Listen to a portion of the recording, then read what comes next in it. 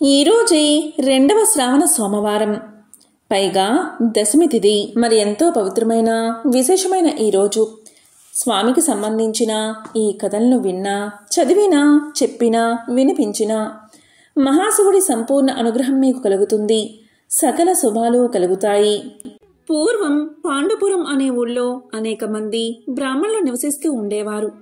ఆ ఊరి పక్కనే ఉన్న మాల పల్లెలో ఒక నిరుపేద వృద్ధురాలు జీవిస్తూ ఉండేది. ఆమెను ప్రతి ఒక్కరూ కూడా గుడ్డవ్వ అని పిలిచేవారు. ఆమె గొప్ప శివభక్తురాలు. పేదరికమే కాకుండా ఆమెను పట్టి పీడించే భయంకర కుష్టి రోగాన్ని కూడా ఆమె సహిస్తూ శివనామస్మరణ చేస్తూ కాలాన్ని గడిపేది. ఒకసారి ఆమెకు పనిపడి పాండుపురానికి పోవలసి వచ్చింది. కుష్టు రోగంతో ఆమె శరీరంలోని అవయవాలన్నీ పుళ్ళు పడి ఉన్నాయి. కాళ్ళు చేతుల వేళ్లు కొన్ని ఊడిపోయాయి. శరీరం నుంచి విపరీతమైన దుర్గంధం వస్తుంది. ఆమెను చూసి ఆ ఊళ్ళో బ్రాహ్మణులు జాలి తలచే బదులు తిట్టి పోశారు. అంత రోగగ్రస్తురాలివి ఊళ్ళోకెందుకు వచ్చావు? నీ వ్యాధి మాకందరికీ అంటించడానికా? మేము పిల్లా పాపలతో సుఖంగా ఉండడం నీకిష్టం లేక ఇక్కడికి వచ్చావా? ముందు ఇక్కడ్నుంచి వెళ్ళిపో అని నానా దుర్భాషలు ఆడి ఆమెను వెళ్ళగొట్టారు. పాపం గుడ్డవ్వ శారీరక కష్టానికి తోడు వాళ్ల మాటలతో మనసు ఎంతో బాధపడి ఇంకా తాను జీవించడం వ్యర్థమని నిర్ణయించుకుని ఆ ఊరిలో కొలువు తీరిన సోమేశ్వరుని చెంత ప్రాణత్యాగం చెయ్యాలి అనుకుని వేగంగా శివాలయం వైపు అడుగులు వేసింది. ఆ బాధలో దారి తెన్నో చూసుకోక పడిపోతుంటే దోవలో రాళ్లు తగిలి శరీర అవయవాలు తెగిపోసాగాయి. కాళ్ళు వేళ్లు ఊడిపడి నడవడానికి రాక పాక్కుంటూ శివా నీవే దిక్కు అంటూ శివాలయం చేరుకుంది గుడ్డవ్వ. ఆమె భక్తికి మెచ్చిన శివుడు ప్రత్యక్షమై వరం కోరుకోమన్నాడు.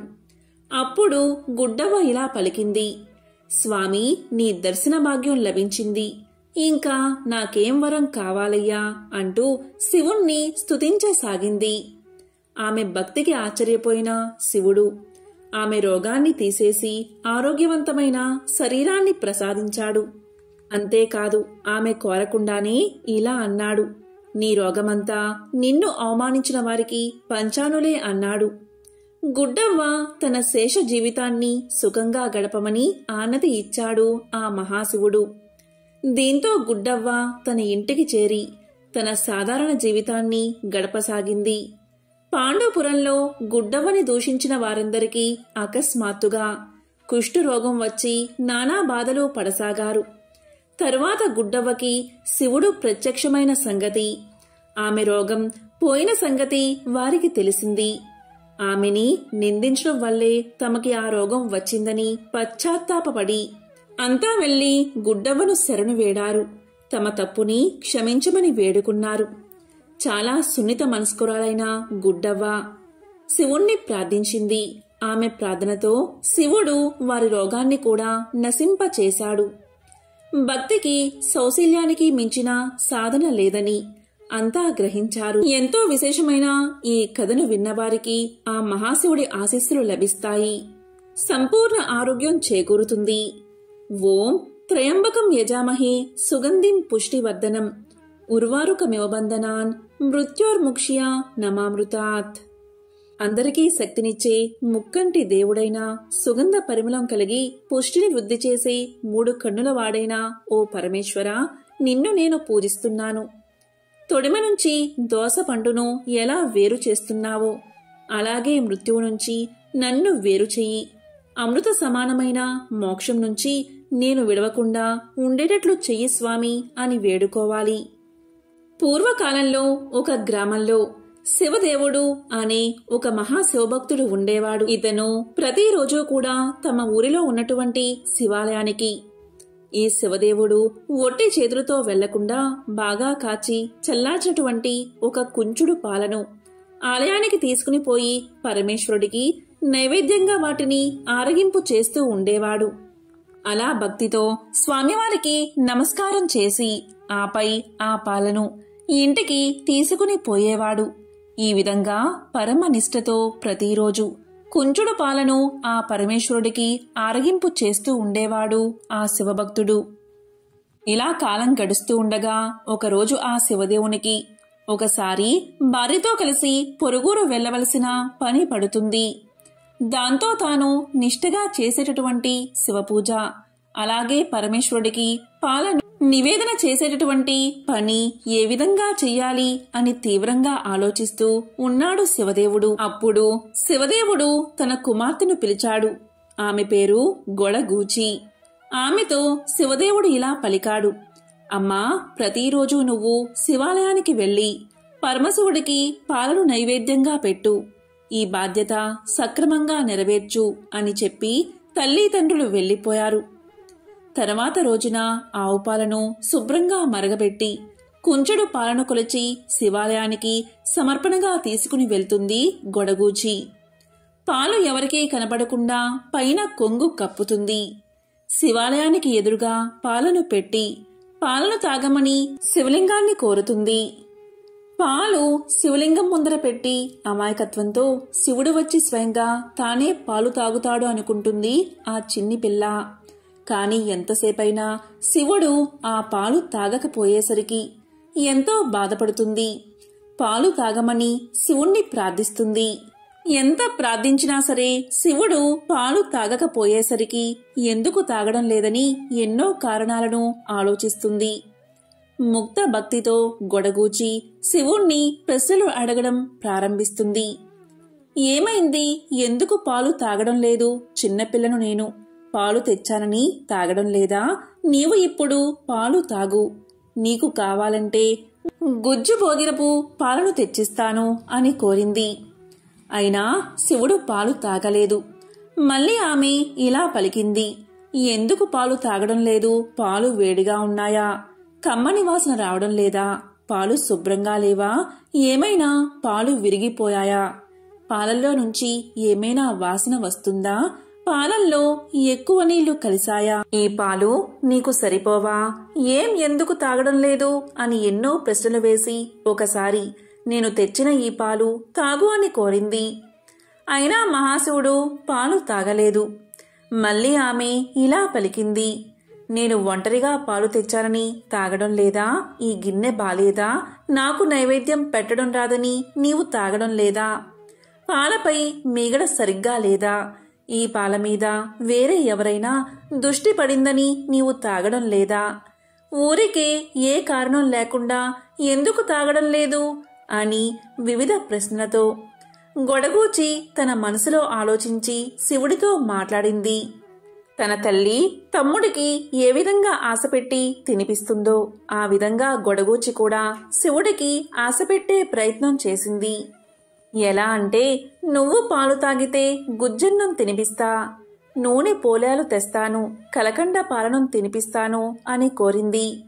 నీవు పాలు తాగితే జాతరకు తీసుకువెళ్తాను, తినడానికి తీసుకువెళ్తాను, పాయసం తినిపిస్తాను, శైవులు జరుపుకుని పండుగకు తీసుకువెళ్తాను, పాలలోకి అటుకులు తెస్తాను అని ఆశపెట్టి పాలను తాగించే ప్రయత్నం చేసింది గొడగూచి. కాని శివుడి దగ్గర నుంచి ఎటువంటి జవాబు లేకపోయేసరికి ఎంతో దుఃఖంతో విలపించింది. ఎన్ని ప్రయత్నాలు జరిగినా శివుడు వచ్చి పాలు తాగకపోయేసరికి ఆమె ఎంతో బాధపడింది. ఆమె ఇలా అనుకుంది, శివుడు పాలు తాగకపోతే మా వాళ్ళు నన్ను చంపుతారు, వాళ్ల చేతిలో నేను చావడం కంటే శివుడి ముందే మరణిస్తాను అనుకుని శివలింగానికి తల ఆనించి ప్రాణాలను విడిచిపెట్టడానికి సిద్ధమైంది. ఆమె చేష్టలు ఆమె ముక్త స్వభావానికి ప్రతీక. ఇది గమనించిన శివుడు పాలు తాగాడు. దాన్ని చూసిన గొడగూచి ఆ మహాశివుడితో ఇలా పలికింది, నేను చిన్న పిల్లను అని మరీ ఇంత ఏడిపిస్తావా? మా అన్నకు చెబుతాను ఉండు అని బెదిరించి పూర్తిగా చిన్నపిల్ల మనస్తత్వాన్ని నిరూపించుకుంది.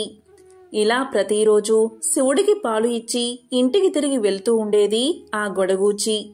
ఒకానొక సమయంలో ఊరి నుంచి వచ్చిన శివదేవుడు సరిగ్గా గొడగూచి మహాశివుడికి పాలను సమర్పించి ఇంటికి తిరిగి వెళ్తూ ఉండగా తారసపడ్డాడు. ఆమె తన కుమార్తెను చూసి తన కుమార్తె చేతిలో ఉన్న పాల గిన్నెను చూసి, తల్లి, పాలు ఏం చేశావు అని అడిగాడు. అందుకు ఆమె శివుడే పాలు తాగాడు నాన్నగారు అని సమాధానం చెప్పింది. కాని అతను ఆమె మాటలు నమ్మలేదు. ఏంటి, అబద్ధం చెప్తున్నావా? కన్న తండ్రితో అబద్ధం చెప్పడం సరైన పద్ధతి కాదు. ఎక్కడైనా శివలింగం పాలు తాగుతుందా అని తన కూతుర్ని కసురుకున్నాడు. గొడగూచి మహాశివుడు పాలు తాగిన వ్యవహారమంతా చెబుతుంది. కాని శివదేవుడు ఆ మాటలు నమ్మడు. ఓసే పాపిష్టిదానా, నేను చేసేటటువంటి వ్రతాన్ని నేలపాలు చేశావు కదే అనే ఆగ్రహంతో తన కూతుర్ని అనరాని మాటలు అంటాడు. ఇక ఆమె ఎంత చెప్పినప్పటికీ ఆమె మాటలు నమ్మడు ఆ శివదేవుడు. మర్నాడు ఆమె తన వెంట తన తండ్రిని పరమేశ్వరుడి మందిరానికి తీసుకుని వెళ్తుంది. రోజూ మాదిరిగానే ఆ పాలను మహాశివుడి ముందు పెట్టి ఆరగించవయ్యా అని పిలుస్తూ ఉంటుంది. కాని స్వామి మాత్రం ఉలుకోలేదు, పలకలేదు. అప్పుడు శివదేవుడికి అంతులేని కోపం వస్తుంది. ఓసి, రోజూ కూడా నువ్వే తాగుతూ ఆ శివుడు తాగుతున్నాడు అని చెబుతున్నావా? మరి రోజూ తాగే ఆ మహాశివుడు ఈ రోజు ఎందుకు తాగలేదు? కనీసం చూడనైనా ఎందుకు చూడలేదు? కన్న తండ్రిని అబద్ధపు మాటలతో మోసగిస్తావా? ఎన్ని కథలు చెప్పి నన్ను మోసం చేశావే అని కూతుర్ని కోప్పడి తన కూతురుతో నీ కడుపు చీల్చి ప్రాణాలు తీస్తాను అంటూ గొడగూచి వెంట పరిగెత్తి పట్టుకోబోయాడు. దాంతో ఆమె భయంతో వణికిపోతూ మహాశివుడి దగ్గరకు చేరి గట్టిగా ఏడుస్తూ ఓ లింగమూర్తి, ఓ లింగమూర్తి అంటూ లింగ స్వరూపాన్ని గట్టిగా పట్టుకుంటుంది. ఇదిగో నేనున్నాను అంటూ భయపడుకు అంటూ అత్యంత దయతో ఆ మహాలింగమూర్తి పాపమీద ఉన్నటువంటి వాత్సల్యంతో తన వక్షస్థలాన్ని తెరుస్తాడు. పాప అందులోకి చొరబడుతుంది. తండ్రి వెంటపడుతూ పాప వెంట్రుకలను చిక్కించుకుంటాడు. ఎక్కడికి పోతావే అంటూ శివదేవుడు వెనుక పడినా ఆ దివ్యలింగం ఆ పాపను తనలో ఐక్యం చేసుకుంటుంది. ఎంతో నిశ్చలమైనది, నిర్మలమైనది గొడగూచి యొక్క భక్తి.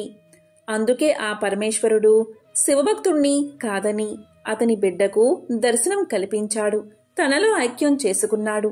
ఇంతకన్నా నిదర్శనం ఏముంటుంది? ఆ మహాశివుడి లీలలు ఎంతో విశిష్టమైనవి. ఎంతో పవిత్రమైన విశేషమైన ఈ కథను విన్నా, చదివినా, చెప్పినా, వినిపించినా ఆ మహాశివుడి పరిపూర్ణ అనుగ్రహం లభిస్తుంది. ఒకానొక కాలంలో కాంచీపురంలో చిరుతొండ నంబి అనే వైశ్యకుల శేఖరుడు ఉండేవాడు. అతను అఖండ శివభక్తి తత్పరుడు. ఆయన భార్య తిరువెంగ నాంచి. ఆ పుణ్య దంపతులు జంగమ ఆరాధన తత్పరులు. వారి పుత్రుడు సిరియాలుడు. చిరుతొందడు పూర్వజన్మ వాసనా విశేషం చేత ఏకామ్రనాథుణ్ణి ఆరాధిస్తూ జంగమ్మ ప్రమదులకు అడిగిన పదార్థం లేదనక సదా అన్నదానం చేసేవాడు. ఒకనాడు పరమశివుడు పార్వతీదేవికి చిరుతొండని భక్తి ప్రభావం నిరూపించాలి అనుకున్నాడు. నిత్యాన్నదానశీలుడైన చిరుతొండ నంబికి ఒకనాడు ఒక్క శివయోగి కూడా కనిపించలేదు. తిరిగి తిరిగి చివరకు కాంచీపురం ఊరి బయట ఉన్న పాడుబడిన గుడికి వెళ్లాడు అతను. అక్కడ గర్భ మండపంలో ఒక వృద్ధుడు అతనికి సేవ చేస్తున్న ముసలి అవ్వ కనిపించారు. అప్పుడు చిరుతొండ నంబి ఆ దంపతులకు ప్రణామం చేసి ఇలా పలికారు. మీరు చూస్తే సాక్షాత్తు పార్వతీ పరమేశ్వరులాగా కనిపిస్తున్నారు. మీరు మా ఇంటికి వచ్చి శివార్చన అందుకుని మమ్మల్ని చరితార్థుల్ని చెయ్యండి అని ప్రార్థించాడు. అప్పుడు ఆ వృద్ధుడు ఇలా పలికాడు. 7 రోజుల నుంచి నిరాహార వ్రతం పూని ఉన్నాను నేను. ఆ వ్రతానికి ఉద్యాపనం పశుపహారం, అంటే యాగ పశువుగా నరుడు తప్ప మరొకడు పనికిరాడు. సుందరుడు రోగ విహీనుడు అయిన చిన్న పిల్లవాణ్ణి తల్లిదండ్రులు వండి మాకు వడ్డించి మాతో పాటు భోజనం చెయ్యాలి అన్నాడు ఆ వృద్ధుడు. దీంతో చిరుతొండడు ఇంటికి వెళ్లి విషయమంతా భార్యకు తెలియజేశాడు. అప్పుడు ఆమె నవ్వి ఇలా పలికింది. స్వామి, మన శరీరార్థ ప్రాణాలకు కర్తలు ఆ శివయోగీశ్వరులే కదా. వారి సొమ్ములు వారికి సమర్పించడానికి మనకి ఆలోచన ఎందుకు అని పలికింది. వెంటనే శివయోగిని తీసుకురావడానికి బయలుదేరాడు చిరుతొండడు. అంతకుముందే శివుడు మరొక వేషంలో గురువుగారి ఇంటిలో పాఠాలు చదువుకుంటున్న సిరియాలుని దగ్గరకు చేరుకున్నాడు. ఆ జటాధారిని చూడగాని సిరియాలుడు ఎదురుగా వెళ్లి సాష్టాంగ నమస్కారం చేశాడు. భక్తి తాత్పర్యంతో నమస్కారం చేస్తూ నిలుచున్న సిరియాలునితో ఇలా పలికాడు. నాయనా, నీ తండ్రి చిరుతొండ నంబి నిన్ను చంపి ఒక నిర్భాగ్యుడైన శివయోగికి ఆహారంగా పెట్టబోతున్నాడు. తన కడుపున పుట్టిన కుమారుడి మెడకోసి చంపి జోగులకు పెట్టే క్రూరుడు ఈ లోకంలో ఎక్కడైనా ఉంటాడా? స్నేహ సిరిని కాబట్టి ఈ విషయం నీకు చెప్పడానికై వచ్చాను. బతికుంటే బలుసాకు తినవచ్చు, నీ ప్రాణాలు కాపాడుకో అని చెప్పాడు. ఈ మాటలు విన్న సిరియాలుడు చెవులు మూసుకుని ఇలా అన్నాడు. మహానుభావా, నీవీ రకంగా మాట్లాడడం న్యాయమా? ఇతరుల కోసమై శరీరాన్ని, ధనాన్ని వ్యయం చేయడం కంటే ఈ జన్మకు సార్థకత ఏమున్నది అన్నాడు. చిరుతొండడు వృద్ధ శివయోగిని ఇంటికి తీసుకువెళ్లాడు. పాఠశాలకు వెళ్లి కుమారుణ్ణి తీసుకువచ్చాడు. కుమారుణ్ణి తొడమీద కూర్చోబెట్టుకుని ఇలా పలికాడు తండ్రి. నాయనా సిరియాల, ఎల్లప్పుడూ పంచాక్షరి మంత్రమే జపిస్తూ ఉండు అని పలికి కత్తితో అతని శిరస్సును ఖండించాడు. ఒక్క వేటుతో కింద పడిపోయిన సిరియాలుడి శిరస్సు నమశివాయ నమశివాయ నమశివాయ అని మంత్రాన్ని పఠిస్తుంది. భోజనశాలలో వంట సిద్ధమైనది. అమృత ఆహారం ఆరగించవలసిందిగా నమస్కరించారు ఆ నంబి దంపతులు. అప్పుడు ఆ శివయోగి ఇలా పలికాడు. నాకు మరొక్క నియమం ఉన్నది. మగబిడ్డలేని నిర్భాగ్యుడి ఇంట్లో భోజనం చేయకూడదు. నీ కుమారుణ్ణి పిలువు అన్నాడు ఆ మాయా జంగముడు. అప్పుడు నంబి ఇలా పలికాడు. స్వామి, ముందే ఆ విషయం చెప్పి ఉంటే కుమారుణ్ణి పిలిచేవాణ్ణి. ఇప్పుడు వాడెక్కడికి పోయాడో ఆడుకోవడానికి అన్నాడు నంబి. ఆ వృద్ధ దంపతులు నంబి భార్యను ఎలుగెత్తి కుమారుణ్ణి పిలవమన్నారు. వెంటనే నంబి భార్య రారా రారా కుమారా అని దిక్కులు ప్రతిధ్వనించేటట్లు పిలిచింది. అలా పిలవగానే మరుక్షణమే ఆకులలో ఉన్న శాఖపాకాల నుంచి సిరియాల కుమారుడు వారి ముందు నిలిచాడు.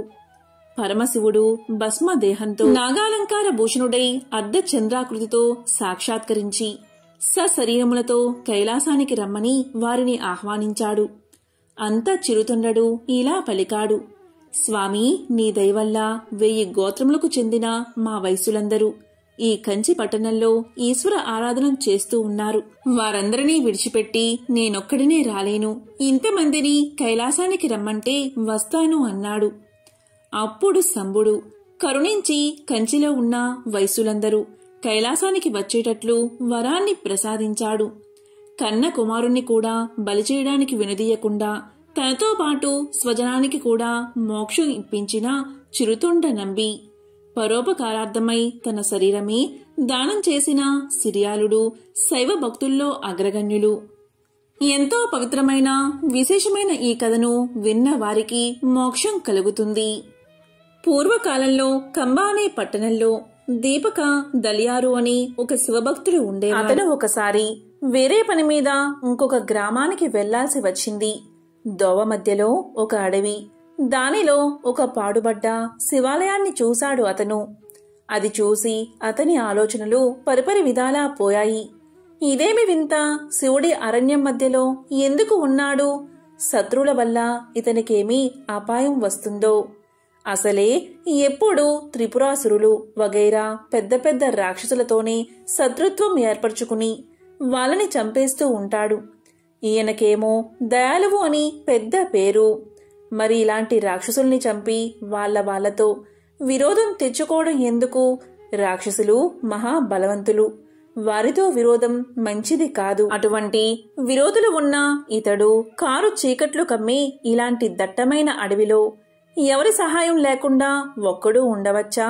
పైగా ఈ గుడి కూడా శిథిలమైపోయినది. గోడలు అస్సలు గట్టిగా లేవు, తలుపులు ద్వారబంధాలు లేవు, చుట్టూ ప్రాకారం కూడా లేదు, పార్వతీదేవి ఉండే చోటు కూడా లేదు. ఇలాంటి పాడుబడిన గుడిలో ఏ పూజా పునస్కారం లేకుండా ఇలా ఉండే అవసరం ఈయనకేం వచ్చింది అనుకున్నాడు. కొంచెం ఆలోచించి, సరే, ఇక్కడ ఒక పెద్ద గోపురంతోనూ చుట్టూ ప్రాకారంతోనూ నేను పట్టుబట్టి ఒక మంచి ఆలయాన్ని నిర్మిస్తాను అనుకుని తిరిగి తన గ్రామానికి పోయి తన ఆస్తినంతా అమ్మి ఆ డబ్బు తీసుకువచ్చి అక్కడ ఒక గొప్ప ప్రాకారం కట్టించి దాని మధ్య ఒక పెద్ద ఆలయం అన్ని హంగులతోనూ నిర్మించి పార్వతీదేవికి కూడా ప్రత్యేకించి ఆలయం నిర్మించాడు. అంతేకాదు అక్కడ పూజలు యథావిధిగా జరపడానికి కావలసిన వారిని నియోగించి వారికి ఇల్లు కట్టించి దుకాణాలు ఏర్పాటు చేసి అన్ని రకాల వృత్తుల వారిని ఏర్పాటు చేసి ఒక ఊరినే నిర్మించాడు. తాను ధర్మకర్తగా ఉండి పూజలు సక్రమంగా జరిపించేవాడు. ఆ విధంగా కొన్నేళ్లు గడిచింది. తరువాత డబ్బులన్నీ అయిపోయి అందరికీ ఇవ్వవలసిన నెల బత్తములకు సకాలంలో ఇవ్వకపోవడంతో ఆలయంలో కొలువుకు నియమించబడ్డ వారంతా మానేశారు. ఇక దీపకదలియారు కొన్నాళ్లు ఉన్నంతలో గ్రామస్తుల చేతని పూజలు నిర్వహించేలా చేశాడు. కొన్నాళ్లకి వాళ్లు కూడా ఇవన్నీ మానుకుని ఊరు విడిచి వెళ్లిపోయారు. అయినా దీపకదలియారు తన పట్టు విడవలేదు. తానే స్వయంగా పూజ చేసేవాడు. కొన్నాళ్లకి పూజా ద్రవ్యాలు లేకపోయినా రాత్రింపగళ్ళు అఖండ జ్యోతి వెలిగేటట్లు చేసేవాడు. కొన్నాళ్లకి దీపానికి కూడా నూనె దొరకడం కష్టమైంది అతనికి. అప్పుడు ఆయన చుట్టుపక్కనున్న చెట్టు కొట్టి తెచ్చి కాలుస్తూ దీపపు కాంతి కలగజేసేవాడు. అవి కూడా అయిపోయాక తాను కట్టించిన ఇళ్ల యొక్క పై కప్పును, దూలాన్ని, వాసములను, ద్వారబంధాలను ఏ చెక్క దొరికితే దానిని తీసుకొచ్చి దీపంలాగా వెలిగించేవాడు. కొన్నాళ్లకి అవి కూడా అయిపోయాయి. తానొక్కడే మిగిలాడు. స్వామి ఆలయంలో దీపం లేదు. అదే అతని బాధ. అప్పుడు అతనికి ఒక ఆలోచన వచ్చింది. తన జుట్టంతా పైకి కట్టుకుని దాని కొనలకు నిప్పు అంటించి అది వెలుగుతూ ఉండగా గుడి చుట్టూ తిరగసాగాడు. వెంట్రుకలు కాలి తలలోని మెదడు అంటుకుని కాలుచుండి వెలుగుతూ ఉన్నా ఆయనకి తెలియక అలాగే తిరగసాగాడు. అప్పుడు ఆ మహాశివుడు ప్రత్యక్షమై ఇలా పలికాడు, నీ భక్తికి మెచ్చాను, వరం కోరుకో అని అనగా ఆ భక్తాగ్రేసరుడు ఇలా పలికాడు, ఓ మహాశివా, నాకే వరమూ అక్కర్లేదు. మనమీ అరణ్యంలో ఉండవద్దు. పద పోదాం. ఈ ఆలయంతో సహా కైలాసానికి వెళ్దామన్నాడు. అది విని ఆ మహాశివుడు తన భక్తుడి కోరిక తీర్చడానికి ఆ ఆలయంతో సహా అతన్ని కైలాసానికి తీసుకుపోయాడు. మహాశివుణ్ణి అంతగా ఆరాధించి ఆయన గురించే జీవించి చివరికి వరం కోరుకోమన్నా తన కోసం కాక ఆయన కోసమే అడిగిన దీపకదలియారు కథ వల్ల నిస్వార్థంగా భగవంతుణ్ణి సేవించిన వారికి దక్కని వరాలు ఉండవు అని తెలుస్తుంది. ఎంతో పవిత్రమైన విశేషమైన ఈ కథను విన్నవారికి జన్మజన్మల పాపాలు తొలగి కోటి జన్మల పుణ్యం వస్తుంది. సకల శుభాలు కలుగుతాయి. భగవంతుడి భక్తిలో అనేక విధాల తరించిన వారున్నారు. ప్రియుడిగా ప్రేమించిన వారు, భర్తగా పూజించిన వారు, బిడ్డగా ఆదరించిన వారు, స్నేహితుడిగా అంకితమైన వారు, ఇలా ఎన్నో రకాల భక్తుల గురించి మనకు తెలుసు. అయితే ఒక మహిళ మాతృమూర్తి అయి శివుణ్ణి లాలించిన కథ మీకు తెలుసా? ఆవిడ పేరే బిజ్జ మహాదేవమ్మ. ఆ కథ ఏంటో ఇప్పుడు తెలుసుకుందాం. బిజ్జ మహాదేవమ్మ శివుడికి పరమ భక్తురాలు. ఆవిడ ఆలోచనలు ఎప్పుడూ శివుడి చుట్టూతాని తిరుగుతూ ఉండేవి. ఒకరోజు ఆవిడ ఇలా ఆలోచించసాగింది. శివుడికి భార్య ఉంది, పిల్లలు ఉన్నారు, పరిచరులందరూ ఉన్నారు. కాని తల్లి లేకపోవడానికి కారణం ఏమిటో? తల్లి లేకుండా ఇతను ఎలా పుట్టి ఉంటాడో? లోకంలో అందరూ జన్మించడానికి కారణం తల్లే కదా. అంటే తల్లి ఇతనికి ఉన్నట్లు కనబడదేమిటి? తల్లే ఉంటే ఇతనికి ఇన్ని పాటలు వచ్చేవా? తల్లే ఉంటే ఇతన్ని బిచ్చమెత్తనిచ్చేదా? తానే ఏదో విధంగా బిడ్డను సాకేది కదా. బిడ్డ ఇలా బిచ్చమెత్తుతుంటే ఏ తల్లి చూసి సహిస్తుంది? తల్లే ఉంటే ఇతనికి మంచి మంచి వస్త్రాలు కట్టబెట్టేది కాని ఇలా తోలు ధరించనిచ్చేదా? తన బిడ్డడు వల్లకాటిలో ఉండి బూడిద పూసుకుని తిరుగుతూ ఉంటే చూస్తూ ఊరుకునేదా? పైగా విషం తాగేటప్పుడు అడ్డుపడకుండా ఉంటుందా? పాపం, ఇతనికి ముందు తల్లి ఉండి తర్వాత గతించి ఉండవచ్చు. ఆవిడ తల్లి హృదయం ఇంకా చాలా ఆక్రోశించింది. అయ్యో, లోకంలో ఇంతమంది తల్లులు ఉన్నారు కదా, ఎవరైనా ఇతన్ని తమ బిడ్డగా భావించి చేరదీసి మంచి చెడు చెప్పొచ్చు కదా, ఇలాంటి పనులు చేయకుండా ఆపొచ్చు కదా అని అనుకుని, పోనీ ఇవాల్టి నుంచి ఎవరు చూసినా చూడకపోయినా నేను శివయ్యను నా బిడ్డగా చూసుకుంటాను అని నిశ్చయించుకుంది బిజ్జ మహాదేవమ్మ. శిశుపరిణామం గల ఒక శివలింగాన్ని తీసుకువచ్చి ఆ లింగంతో ఇలా పలికింది, నాయనా, ఇక నుంచి నువ్వు నా బిడ్డవు. నిన్ను ఇప్పుడే కన్నాను.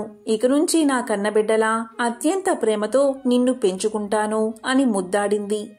ఆవిడ ఆ చిన్న లింగానికి పిల్లలకు చేసే సకల ఉపచారాలు, స్నానం చేయించడం, పాలు తాగించడం, నిద్రపుచ్చడం అన్నీ చేసింది. పాకే వయసు వచ్చినప్పుడు నా తండ్రి పాకుతున్నాడని ఆ లింగాన్ని ఎత్తుకుని మోకాళ్ళకి చేతులకి అంటుకున్న మట్టిని తుడిచేది. 5 సంవత్సరాల బాలుడయ్యే వరకు ఆ శివుడు కూడా చూడండి భక్తురాలి ముచ్చట తీర్చడానికి ఆవిడ కొడుకులాగే ఆవిడ చేసే ఉపచారాలన్నీ స్వీకరించాడు. ఒకసారి ఆ ముక్కంటి ఆ భక్తురాలికి మోక్షం ఇవ్వాలి అనుకుని ఆవిడని పరీక్షించడానికి ఒళ్ళో ఉన్నవాడు అలాగే కళ్ళు మూసుకుని స్పృహలేనట్లు పడుకున్నాడు. దాంతో ఆ తల్లి హృదయం తల్లడిల్లింది. అయ్యో బిడ్డా, నీకీ రోగం ఎక్కడ్నుంచి దాపరించింది? నేను పోయి నువ్వున్నా బాగుండేది. నిన్ను విడిచి నేను ఎలా ఉండగలను? కళ్ళు తెరిచి నన్ను చూడవేమి? ఒళ్ళు చల్లగానే ఉంది, నాడి బాగానే కొట్టుకుంటుంది. మరి ఈ మాయారోగం ఎక్కడ్నుంచి వచ్చింది? ఏ క్షణంలో ఊపిరిపోతుందో అన్నట్లు ఉంది పిల్లాడి పరిస్థితి అని పరిపరి విధాలా వాపోయింది. నువ్వు లేకుండా నేను బతకలేను. నీకేమైనా అవడానికి ముందే నేను ప్రాణాలు వదిలేస్తాను అని ఉరివేసుకోబోయింది. ఇంతలో పరమేశ్వరుడు తన పరివారంతో ప్రత్యక్షమై ఇలా పలికాడు, అవ్వా, నిన్ను ఉద్ధరించడానికి నేను ప్రత్యక్షం అయ్యాను. నీ భక్తికి లొంగి ఇన్నాళ్ళు నేను నీ బిడ్డగా వ్యవహరించాను. నీకేం వరం కావాలో కోరుకో అన్నాడు.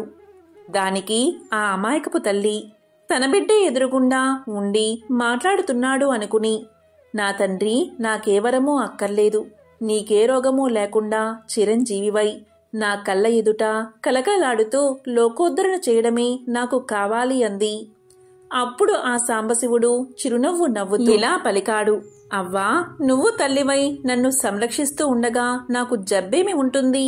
నాకే అస్వస్థత లేదు. నువ్వేమీ అలాంటి అనుమానం పెట్టుకోవద్దు. నువ్వు కోరినట్లు నేను సదా నీ కళ్ళ ఎదుట కనబడుతూ ఉంటాను. నువ్వింక కొంతకాలం భూలోకంలో ఉండి తర్వాత కైలాసానికి వస్తావు అని వరాన్ని ఇచ్చి అంతర్ధానమయ్యాడు. చూసారా బిజ్జ మహాదేవమ్మ తల్లి ప్రేమ. ఆవిడకి తర్వాత కాలంలో కైలాసం ప్రాప్తించింది. ఎంతో విశేషమైన ఈ కథను విన్నవారికి కైలాస ప్రాప్తి కలుగుతుంది. పూర్వకాలంలో వైజకవ్వ అనే గొప్ప శివభక్తురాలు ఉండేది. ఆవిడ భర్త జైనుల్ని ఆశ్రయించి వారి మతాన్ని అవలంబించి వారితో కలిసిమెలిసి తిరుగుతూ ఉండేవాడు. భర్త జైనుల్లో కలిసిన వైజకవ్వ మాత్రం శివభక్తిని విడవలేదు. ఒకసారి వైజకవ్వ భర్త జైనులకి విందు చేయ సంకల్పించి ఇంట్లో ఆమె చేత రుచికరమైన వంటలన్నీ తయారు చేయించి తాను జైనులను తీసుకురావడానికి వెళ్లాడు. వైజకవ్వ శివభక్తురాలు కదా, ఆవిడకి తానింత కష్టపడి చేసిన వంటలు శివభక్తులు కాకుండా ఎవరో వచ్చి తిరిపోవడం నచ్చలేదు. వారు వచ్చే లోపల ఒక్క శివభక్తుడికైనా తాను తయారు చేసిన భోజన పదార్థాలు ముందు పెట్టి తరువాత జైనులకు పెట్టాలని నిశ్చయించుకుని శివుణ్ణి ప్రార్థించి ఇంటి బయటకు వచ్చి వెతకసాగింది. భక్తుల కోరికలు తీర్చే ఆ పరమేశ్వరుడు తన భక్తురాలి కోరిక తీర్చడానికి ఒక ముని వేషంలో సదాశివ స్మరణ చేస్తూ అక్కడికి వచ్చాడు. అతన్ని చూసిన వైజకవ్వ అతనికి నమస్కారం చేసి ఇలా పలికింది, స్వామి, నా భర్త జైనులకు విందు చేయ సంకల్పించి వారిని తీసుకురావడానికి వెళ్లాడు. శివభక్తురాల్ని అయినా నేను ఒక్క శివభక్తుడికైనా ముందు భోజనం పెట్టాలి అనుకున్నాను. నా భర్త వచ్చే లోపల మీరు భిక్ష తీసుకుందురు గాని అందుకు లోపలికి రండి అని పిలుచుకుని వెళ్లి అతనికి సాదరంగా భోజనం వడ్డించింది. అతను కూడా భోజనం చేయడం మొదలుపెట్టి జైనులందరి కోసం వండిన పదార్థాలన్నీ ఒక్క నిమిషంలోనే తానొక్కడే పూర్తిగా తిని అదృశ్యమయ్యాడు. ముని రూపంలో ఉన్న సదాశివుణ్ణి ఇంటికి రాగానే చూసిన వైజకవ్వ భర్త.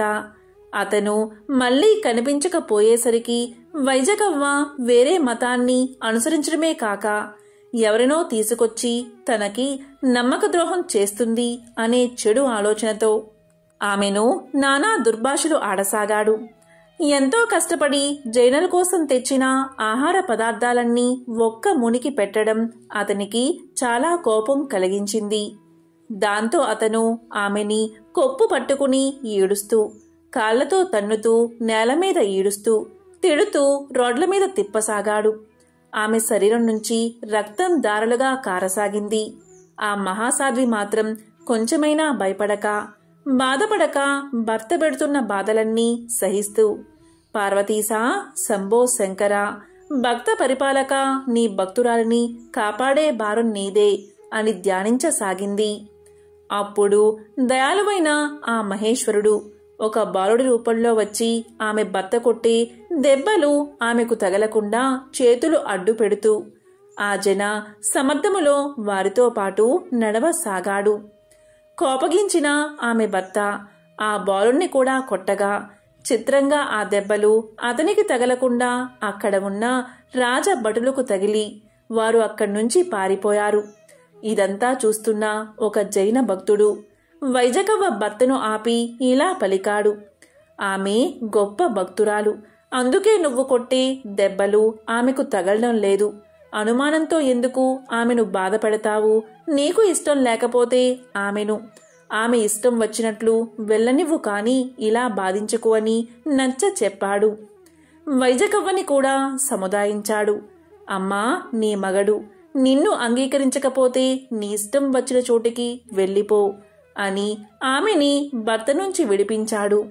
దీంతో వైజకవ్వ ఇలా పలికింది. ఈ రాత్రివేళ ఎక్కడికి వెళ్తాను అని ఆలోచిస్తూ నడుస్తూ ఉండగా ఒక జైన దేవాలయం కనబడింది. ఆ చీకటిలో దాన్ని శివాలయంగా భావించి లోపలికి వెళ్లి దుఃఖం ఆగక ఒక జైన శిల్పాన్ని శివలింగం అనుకుని కౌగలించుకుని తన దుఃఖాన్ని చెప్పింది. ఆశ్చర్యం ఏంటి అంటే ఆ జైన దేవాలయం శివాలయంగా మారిపోయింది. ఆ జైన ప్రతిమ శివలింగంగా మారింది. అది భక్తి మహిమ. పూర్వకాలంలో మహేంద్ర మంగళపురం అనే గ్రామంలో అర్యమాఖ్యుడు అనే ఒక వీర శైవభక్తుడు ఉండేవాడు. ఆయనకి ఎవరైనా సరే తన ముందు శివనామం తప్ప ఇంకొకటి పలకరాదు. అలా పలికిన వారి శిరస్సు ఖండిస్తాను అనే భీకర వ్రతం ఆయనకి ఒకటి ఉంది. ఒకసారి వారి ఇంటికి ఒక బ్రాహ్మణ భిక్షువు శివనామ ఉచ్చరణ చేస్తూ భిక్షకి వచ్చాడు. ఈయన కూడా భిక్ష తీసుకువెళ్లి భిక్షకుడి జోలెలో వేస్తూ ఉండగా పొరపాటున కొంత అన్నం కింద పడింది. వెంటనే ఆ భిక్షకుడి నోటి నుంచి వేరే దైవం పేరు వచ్చింది. దానికి భక్తుడు కోపగించి తన వ్రత నియమానుసారం అక్కడ దొరికిన ఒక తెడ్డుతో ఆ భిక్షకుని పొట్టలో పొడవగా అతను చనిపోయాడు. అది చూసిన వారంతా ఇతనికి ఇంత అతిశయమా? భిక్షకి వచ్చిన బ్రాహ్మణుణ్ణి చంపుతాడా? దీనికి తగిన శిక్ష పడవలసిందే అని రాజుగారికి ఫిర్యాదు చేశారు. రాజు కూడా అతన్ని పిలిచి విచారించాడు. దానికి అతను ఇలా పలికాడు. రాజా, నేనెందుకు అలా చేశానో ఆ శివుడికే తెలుసు, కాని మీకు తెలీదని చెప్పాడు. దీంతో రాజు కోపగించి ఆ చచ్చిన బ్రాహ్మడితో పాటు ఇతన్ని కూడా చంపమని భటుల్ని ఆజ్ఞాపించాడు. దీంతో రాజభటులు అరిమాఖ్యుణ్ణి చంపడానికి తీసుకుని వెళ్తూ ఉండగా అరిమాఖ్యుడు, నన్ను చంపడానికి ఆ ఈశ్వరుడే కర్తగాని మీరు చంపగలరా? నేను మీ చేతిలో చచ్చేవాడినా అని పలుకుతూ దోవలో కనబడిన ఒక శివాలయంలోకి వెళ్లిపోయి శివుణ్ణి పరిపరి విధాలా ప్రార్థించసాగాడు. శివా, నీ వీరశైవ మతస్థుడను నేను. నా శబదము భంగం కాకుండా అన్య దైవాన్ని స్మరించిన అతన్ని బ్రాహ్మణుణ్ణి నేను అనుమానం కూడా లేకుండా చంపి నా వ్రతపాలనం చేసుకున్నాను. ఈ బ్రాహ్మణులంతా నేను చేసింది అపరాధమని నన్ను చంపడానికి వస్తున్నారు. నువ్వే నన్ను కాపాడాలి, నువ్వే శరణు అని ప్రార్థిస్తూ ఉండగా శివుని ఉదరము విచ్చుకుని శివుడి పలుకులు వినిపించాయి. మహాశివుడు ఇలా పలికాడు. ఓ వీరశైవ భక్తుడువైన నువ్వు ఆ బ్రాహ్మణుడితో చావలసిన అవసరం లేదు, నా వరమున ఉండు అని శివుడి వరము విచ్చుకోగా అర్యమాఖ్యుడు దానిలో చొరబడ్డాడు. లింగం మళ్ళీ మామూలుగా అయిపోయింది. అర్యమాఖ్యుని ఉత్తరీయము లింగం పైన శివుడి ఆభరణాల మీద కప్పబడి ఉంది. రాజభటులు ఎంత వెతికినా అతన్ని కనుగొనలేక వెళ్లి రాజుకా విషయం చెప్పారు.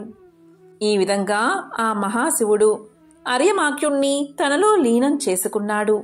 ఇది ఎంతో విశేషమైన ఒక శివభక్తుని కథ. పూర్వకాలంలో గరయూరు అనే గ్రామంలో ఇరువత్తు అని ఒక శివభక్తుడు ఉండేవాడు. అతను సర్వసంగ పరిత్యాగి, జంగమ పూజా తత్పరుడు, ధన బల సంపన్నుడు. అతను ఒక గొప్ప శివవ్రతం చేయడానికి అతనంతటా అతనే సంకల్పించుకున్నాడు. ఆ వ్రతం ఏంటి అంటే, ఏ శివభక్తుడికైనా ఎవరైనా ఎటువంటి అపచారం చేసినా ఆ అపచారం చేసిన వారు ఎవరైనా జంతువైనా మనిషైనా వాళ్ళని చంపేయడమే. ఒకసారి రాజుగారి పట్టపు ఏనుగు కట్లు వదిలించుకుని భయపడి మావటివారు అదిలిస్తున్నా లొంగక ఎదురుపడ్డ జంతువులను మనుషులను విసిరివేస్తూ ఆ పురాన్నంతా చిందరవందరగా చెయ్యసాగింది. ఆ ఊరిలో ఒక శివభక్తుడు శివపూజ కోసం పొద్దున్నే లేచి తోటలో సజ్జనిండా పూలు కోసుకుని ఇంటికి వెళ్తూ ఉండగా ఆ ఏనుగుకు ఎదురుపడ్డాడు. ఆ ఏనుగు అతన్ని తన తొండంతో ఎత్తి తన దంతాల మధ్య వేలాడునట్లు వేసుకుంది. ఆ ఏనుగు దంతమొకటి గుచ్చుకుని అతనికి విపరీతంగా రక్తం కారి ప్రాణావసాన సమయంలో శంభో శంకర మృత్యుంజయ, మృత్యుముఖాన ఉన్న నన్ను ఉద్ధరించు అని దీనంగా వేడుకున్నాడు. ఆ రోదన విన్న ఇరువత్తు ఎవరో భక్తుడికి ఏదో ఆపద వచ్చినట్టుంది, వెళ్లి చూద్దామని బయటకు వచ్చి చూశాడు. ఏనుగు కొరల మధ్య చిక్కుకుని తప్పించుకునే దోవలేక అంతిమ దశలో ఉన్నాడా అన్నట్లున్న ఆ భక్తుణ్ణి చూశాడు.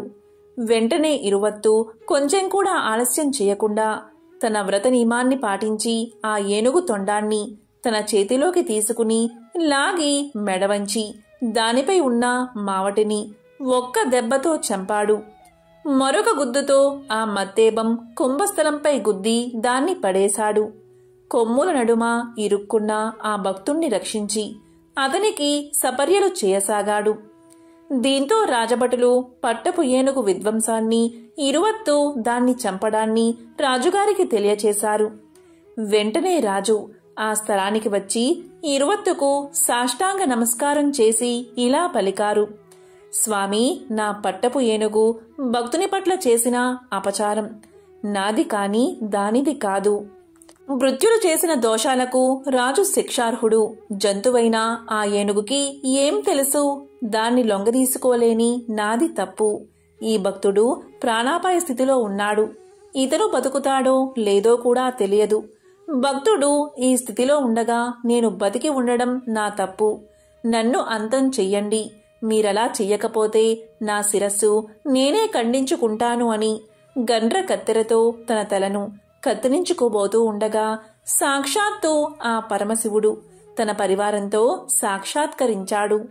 సాక్షాత్కరించి రాజు భక్తికి మెచ్చుకుని నీ భక్తి సాహసాలకి నేను ఎంతగానో సంతోషించాను అని ఇరువత్తు వంక చూసి నీ ప్రతినకు రాజభక్తి సాహసాలకు నేను సంతోషించాను. నువ్వు రాజు కావలసిన వరాలు కోరుకోండి అన్నాడు మహాశివుడు. ఇరువత్తు అంతకుముందే చచ్చిన ఏనుగును మావటివాణ్ణి బతికించమని ఆ భక్తుడికి ఆరోగ్యాన్ని ప్రసాదించమని కోరాడు. ఇరువత్తుగాని రాజుగాని తమ కోసం ఏ కోరికలు కోరలేదు. భగవంతుడు వారికి సద్యో మోక్షమిచ్చి మీరీ లోకంలో సుఖంగా బతికి తరువాత నా లోకానికి వచ్చి నా గణములో చేరతారని వరాన్ని ఇచ్చి అంతర్ధానమయ్యాడు. శివుణ్ణి ప్రసన్నం చేసుకోవడం తేలిక, అందుకే భక్తవ శంకర అని ఆయన్ని పిలుస్తారు. ఎంతో పవిత్రమైన విశేషమైన ఈ రోజు ఈ కథలను విన్నా, చదివినా, చెప్పినా, వినిపించినా జన్మల పాపాలు తొలగి కోటి జన్మల పుణ్యం వస్తుంది. సకల శుభాలు కలుగుతాయి. ఓం నమః శివాయ. ఓం నమో నారాయణాయ.